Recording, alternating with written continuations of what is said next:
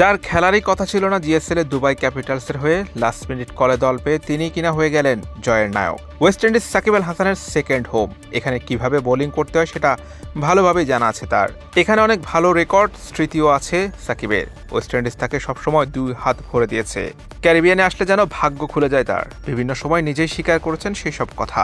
GSL এর উদ্বোধনী ম্যাচে ম্যাচ সেরা হওয়ার পরও এসব স্মৃতিচারণ করেছেন সাকিব।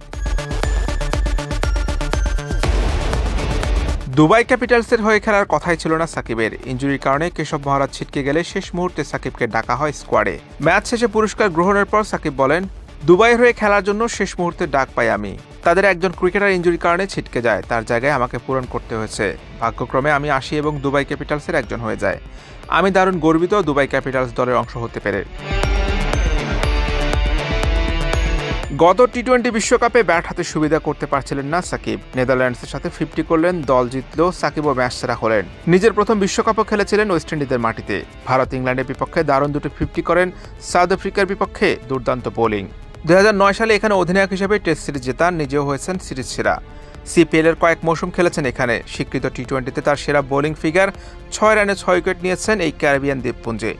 তাই তো তার কাছে এই দেশ সেকেন্ড হোম। এ বিষয়ে তিনি বলেন, ক্যারিবিয়ানে 2007 থেকে আসছি আমি। এটি আমার সেকেন্ড হোম। আমি কন্ডিশনটা ভালোভাবে জানি কিভাবে বল করতে হবে এসব ট্র্যাকে। অ্যামাজনে খেলাও আমাকে সাহায্য করেছে অনেক। আমার জন্য ভালো ম্যাচ, দলে যেভাবে অবদান রেখেছি দারুণ খুশি। প্রথমবারের মতো জিএসএল এর ডাক পেয়ে অভিষেকে বাজিমাত করেছেন বিশ্বের অন্যতম সেরাই অলরাউন্ডার। দুবাই ক্যাপিটালসকে রীতিমতো এক হাতে জয় পাইয়ে দিয়েছেন তিনি।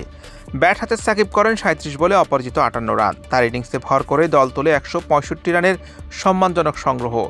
এরপর বল হাতেও তিনি সমান কার্যকর ছিলেন। 4 ওভারে মাত্র 13 রান খরচ করে তুলে নেন 4টি উইকেট। নিজের পারফরমেন্স নিয়ে বলেন, ব্যাটে রান এবং বল হাতে উইকেট দুটোই আমার কাছে গুরুত্বপূর্ণ। ইনিংসে আমরা দ্রুত কিছু উইকেট হারাই, আমাদের একটি জুটির দরকার ছিল। ভাগ্যক্রমে আমরা 160 রানের সংগ্রহ পাই। আপনারা জানেন এই উইকেটে 160 রান জয়ের জন্য যথেষ্ট।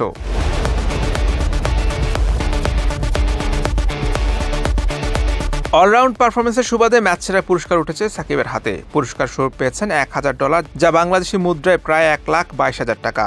প্রথম ম্যাচ জিতে দল নিয়ে বেশ আত্মবিশ্বাসী সাকিব বলেন, দারুণ শুরু। ছোট টুর্নামেন্ট, প্রথম ম্যাচ জেতা আমাদের সাহায্য করবে। আশা করি এখান থেকে সামনে এগিয়ে যেতে পারবো। 11 জুলাই রাত 8টায় আবারও মাঠে নামবে সাকিব আল হাসানের দুবাই ক্যাপিটালস। এবার তাদের প্রতিপক্ষ অস্ট্রেলিয়ার শক্তিশালী দল Hobart Hurricanes.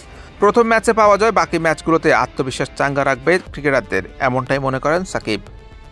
Hussain Arman, BD cric time.